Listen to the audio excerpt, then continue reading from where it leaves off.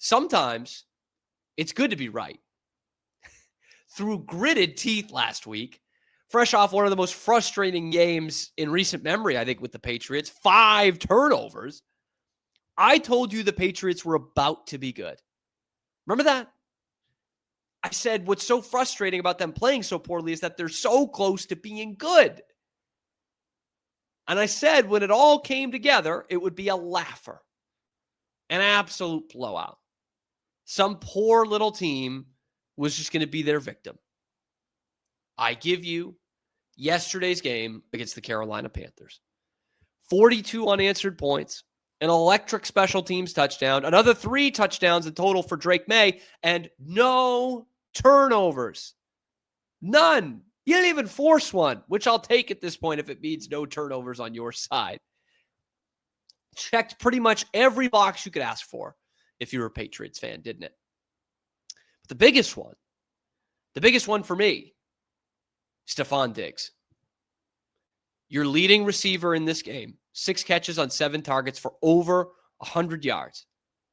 You're finally getting a tune out of him. And again, I don't even think it's necessarily Diggs' fault. There wasn't any looks for him downfield. I couldn't believe it. But you see that stat line, 6 catches on 7 targets for 101. That's the line of a number 1 receiver right there. That's what that looks like. And again, it was down the field because Diggs has been by the stats terrific this year. Okay? 19 receptions on 22 targets, man. It's an 86% catch percentage. Highest receiving percentage, catch percentage of any receiver in the NFL. He's 3rd in the whole league in that category, but Jahmyr Gibbs and Jake Ferguson are the ones ahead of him. So 1st among wide receivers. When you throw it his way, he's coming down with it. The thing was, it just wasn't going his way a lot, and it wasn't going downfield a lot. But he has that 33-yard reception in this game, which is double what his previous season long was. And I thought Mark Schlereth was going to need to change pants in the broadcast booth with that back shoulder throw that Maye had to him down the right sideline.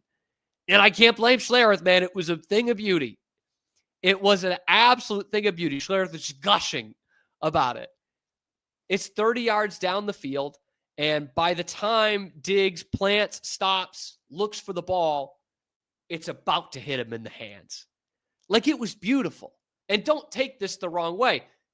It was a Tom Brady kind of play.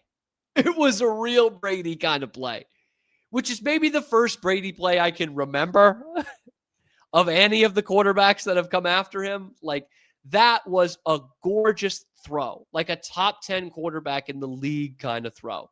And that's why your quarterback needs a guy like Stefon Diggs. Drake Maye had a top 10 quarterback kind of performance yesterday, even though he only threw the ball 17 times. 14 for 17, he had 200 yards, right? 2 touchdowns through the air, 1 on the ground. Yeah, 203 yards. 12 yards of completion, though. 155 on the rating. That's pretty good. But, like, he needs a guy like Stefon Diggs who can make a play like that down the field in order for him to be a top 10 guy and put up top 10 kind of stats. That's what you need. You need someone like Stefon Diggs. And what's crazy about it, too, what was great for both quarterback and receiver, I think, is Diggs was doing it from the slot. Most of his receptions came from the slot. Sorry, Pop Douglas. Don't need much of you anymore. I know Vrabel complimented him on a block he had on the Hunter Henry touchdown. But are you taking Pop Douglas or Stefon Diggs in the slot? I'll give you a minute. Okay? I think I know who I'm going to. But this is who Drake Maye needs going forward. It's who Stefon Diggs needs going forward. Stefon Diggs needs Stefon Diggs. Drake Maye needs Stefon Diggs. The Patriots need Stefon Diggs. And here's the best part about it. Not only do you finally have some momentum, not only do you finally have your first 40-point game in 4 seasons. It was actually January 2nd of 22 was the last time they had a 40-point game after 2 weeks ago getting your first 30-point game in 3 years. So this offense is doing things that we haven't seen in years through however many different quarterbacks and head coaches and OCs. But now you finally get some confidence. You're going to Buffalo next week. That's good for the Patriots. It is. They probably will leave being 2-3. But this is a great chance to prove themselves and prove that they can hang on the field with them. A la the Patriots-Rams Sunday night game back in 2001. Remember that? They lost, but you said, well, they can hang with them here. Drake Maye can hang with a good defense from Buffalo, probably the best team in the AFC right now in Buffalo. And what does that mean for Stefon Diggs? Just when he starts cooking, they go on the road and face his former team. That's awesome. Because we know things didn't end all that well there. I wouldn't say it was like the messiest breakup of all time, but there were some hard feelings when Stefon Diggs left for Houston. I don't think many of those in Buffalo were necessarily sad to see him go from some of the stories we heard coming out of Western New York after that happened. He's got a chance to prove himself too. Drake Maye can prove himself. This defense can prove themselves. And certainly Stefon Diggs can on that side of the ball. Revenge game loading big time for Stefon Diggs and for the Patriots. I can't wait. But this is exactly what this team needed, exactly what this offense needed, was to be able to unleash Diggs down the field. Not just 3rd and 3 slant route. Like, that's great. And Drake Maye needs that. Any quarterback needs something like that. But on a 3rd down, being able to take the top off and throw a 35-yard, 30-yard back shoulder throw along the sideline, set you up with 1st and goal. I'm not exaggerating. I'm not being hyperbolic. The Patriots have not had a guy like that in years. In years. Even to the tail end of Brady, they hadn't had a guy like that. You know, their flashes of promise the last 5 years has been Jacoby Myers, slot guy, possession guy. Pop Douglas, slot guy, possession guy. Hunter Henry, tight end, possession guy. Not the fleetest of foot on the team.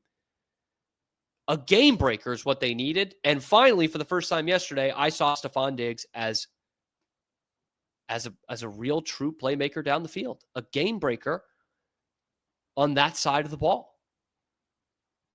Using the tight ends and using the running backs in the passing game, great hallmarks of Josh McDaniels' offenses. But the thing that takes you to the next level is what Stefon Diggs did yesterday and that kind of connection that he had with Drake Maye yesterday.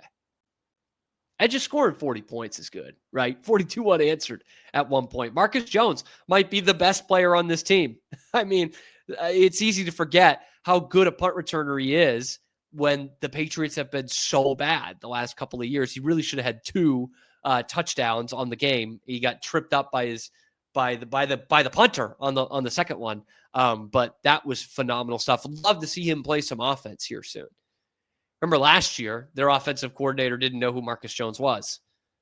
Kind of weird. Didn't watch any tape from the year before when he had played offense or the year before that when he had played some big-time offensive snaps. Would love to see him get involved on that side of the ball. Give Drake Maye just another safety blanket to cook with.